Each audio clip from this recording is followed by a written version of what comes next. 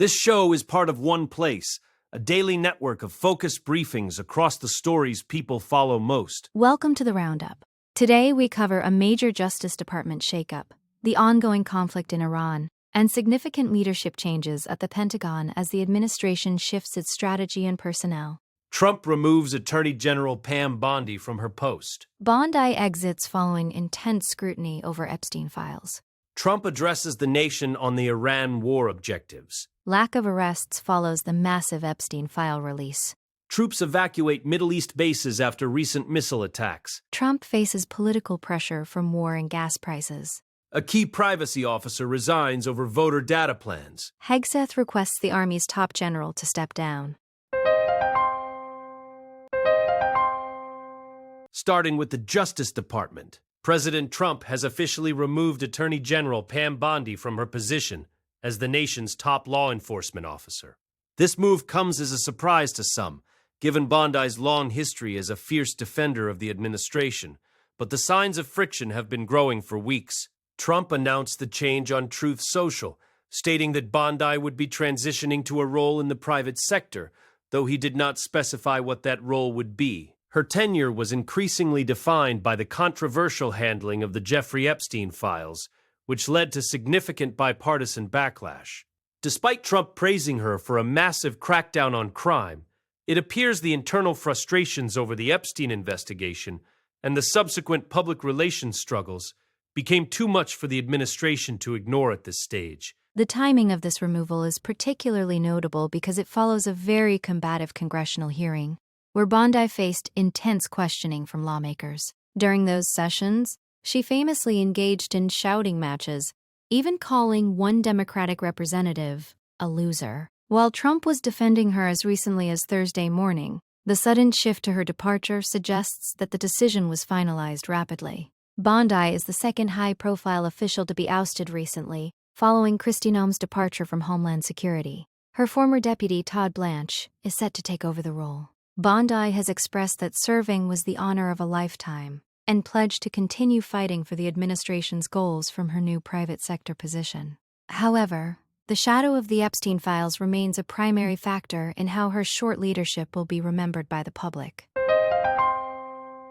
Next up, the exit of Pam Bondi has left many wondering about the specific catalysts that led to such a high-profile departure. While the president used glowing terms like great American patriot and loyal friend in his social media announcement, the underlying reality at the Justice Department was one of mounting frustration. Specifically, Bondi's public statements regarding the Epstein client list created a massive political headache. She had previously claimed on national television that a specific client list was sitting on her desk, ready for review. When the Justice Department and the FBI later clarified that no such list actually existed, it created a credibility gap that was difficult to bridge. This discrepancy fueled accusations from both sides of the aisle that the department was not being transparent, eventually forcing Congress to pass a law to mandate the release of the files. The fallout from the Epstein file management didn't stop at transparency issues. The Justice Department actually blew past legal deadlines to make those documents public,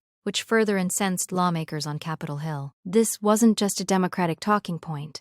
Many Republicans were equally frustrated by the lack of clarity and the perceived foot-dragging by Bondi's office. By the time the files were finally released under immense pressure, the political damage was already done. The administration likely saw Bondi as the face of this specific controversy, making her continued leadership a liability as they try to move past the Epstein saga. With Todd Blanche stepping in as the acting attorney general, the administration is clearly looking for a fresh start to handle the ongoing legal and political challenges that continue to emerge from the Justice Department's recent actions.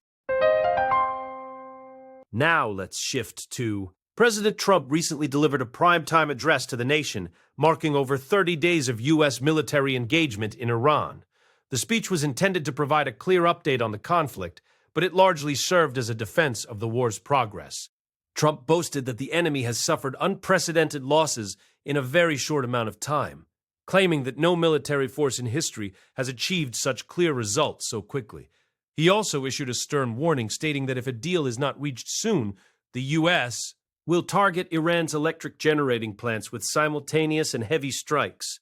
This aggressive rhetoric was paired with an attempt to soothe a public that is increasingly skeptical of the war, as the president compared the current timeline to the length of American involvement in World War I. Despite the confident tone, national security experts noted that the address left many critical questions unanswered. Most notably, Trump set a timeline of 2 to 3 weeks for wrapping up the conflict, a move that military commanders often advise against to avoid being tied to artificial deadlines. He did not explain how the U.S. plans to resolve the two biggest issues, the reopening of the Strait of Hormuz and the future of Iran's nuclear program. There was also no clarity on whether the war would end through a formal agreement or if the U.S. would simply withdraw its forces once certain objectives are met. While the president is likely to claim victory regardless of the outcome, the lack of a detailed exit strategy or a clear diplomatic path forward continues to cause concern among both lawmakers and the general public as the deadline approaches. Moving on, in the months following the massive release of over 3 million pages of Epstein-related documents, there is a growing sense of frustration over the lack of new arrests in the United States.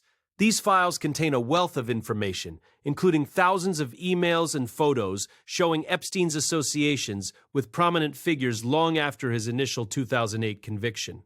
While the documents have led to some high-profile resignations and significant reputational damage for several Americans, federal prosecutors have yet to bring any new criminal charges based on the disclosed materials. The Justice Department has maintained that appearing in the files does not inherently indicate criminal wrongdoing. However, lawmakers from both parties are continuing to demand accountability, questioning why such a vast amount of evidence has not resulted in further legal action against those who may have facilitated or participated in Epstein's network. The situation in the U.S. stands in stark contrast to the developments in the United Kingdom, where investigators have been more aggressive. In the UK, high-ranking figures like former Prince Andrew and ex-ambassador Peter Mandelson have faced arrest on suspicion of misconduct in public office, though they have not been formally charged and deny any wrongdoing. Back in the States, the Justice Department's official stance is that there is currently no credible evidence that criminal activities extended beyond Epstein and Ghislaine Maxwell. A spokesperson stated that while they are open to new evidence, the current files haven't met the threshold for additional prosecutions. This explanation has done little to satisfy the public or the victims' advocates, who argue that the sheer volume of the files suggests a much broader web of complicity that remains unaddressed by the current American legal system. Next, the human cost of the conflict in the Middle East is becoming more apparent as hundreds of U.S. sailors and their families have been evacuated from Bahrain.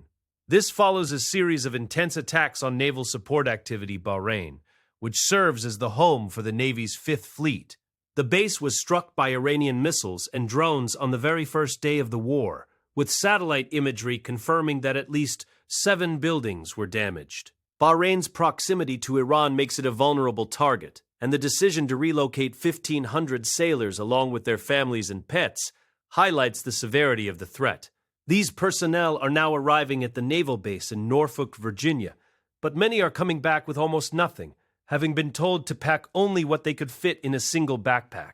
Community groups in Norfolk are now scrambling to provide basic necessities for the returning service members. Organizations like the American Legion have been hosting dinners and collecting donations of toiletries and hygiene products because the evacuation was so sudden that many sailors arrived without even their uniforms. The Navy is providing crisis counseling and financial assistance, but the immediate needs of these families are being met largely by local volunteers. This evacuation is not limited to Bahrain.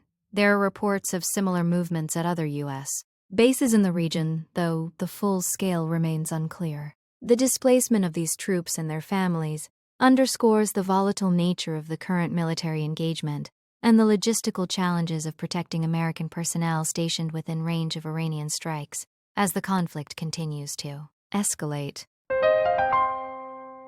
Now, too, President Trump is facing one of the most challenging weeks of his second term, with his approval rating dipping to 39% in recent polling. The combination of an unpopular war in Iran and surging domestic costs is putting significant pressure on the administration. Gas prices have jumped more than $1 per gallon since the start of the conflict, hitting a national average of $4. This economic strain is a major concern for voters, who consistently rank the economy as their top priority. Beyond the economic and military fronts, the president has also faced setbacks in the court system. He recently became the first sitting president to attend oral arguments at the Supreme Court, where he defended his executive order to end birthright citizenship. However, even the conservative justices he appointed expressed skepticism about the government's legal arguments. The political tension is also manifesting in widespread public protests. Millions of people participated in anti-Trump rallies across the country and even overseas, signaling a high level of organized opposition. A recent Fox News poll showed that 59% of respondents disapprove of the president's performance, with a majority specifically opposing the war in Iran. These domestic challenges are compounded by the recent firing of Pam Bondi and losses in court cases regarding public media funding and White House construction projects. While the administration remains focused on its hardline immigration and foreign policy goals, the cumulative effect of these stressors is creating a difficult political environment. The president's ability to maintain support within his own party and among the broader electorate is being tested as the costs of his current policies become more visible to the average American. Then, a significant internal conflict has emerged within the Justice Department over the handling of sensitive voter data. Killian Cagle, a top privacy officer in the Civil Rights Division, has resigned following the department's plan to share state voter registration information with the Department of Homeland Security. For nearly a year, the DOJ has been demanding detailed records from states, including Social Security numbers, driver's license data, and even party affiliations. The administration claims this data is necessary to maintain voter lists and identify non-citizens or deceased individuals on the rolls.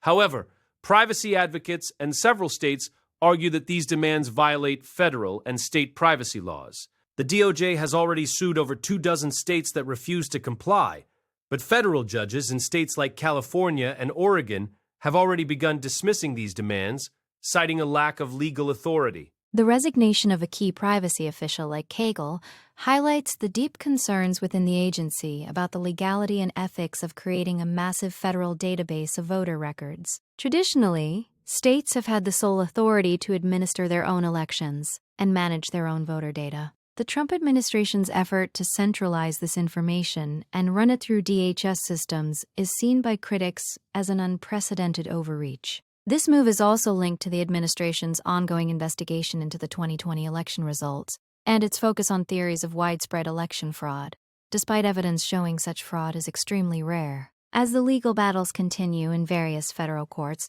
the departure of internal experts suggests that the push for voter data is meeting resistance not just from the states, but from within the Justice Department itself. Finally, Defense Secretary Pete Hegseth has requested the immediate retirement of Army Chief of Staff General Randy George, marking another major shakeup in the military's top leadership. General George, a career officer and West Point graduate, was originally nominated for the role in 2003 and was expected to serve a full 4-year term.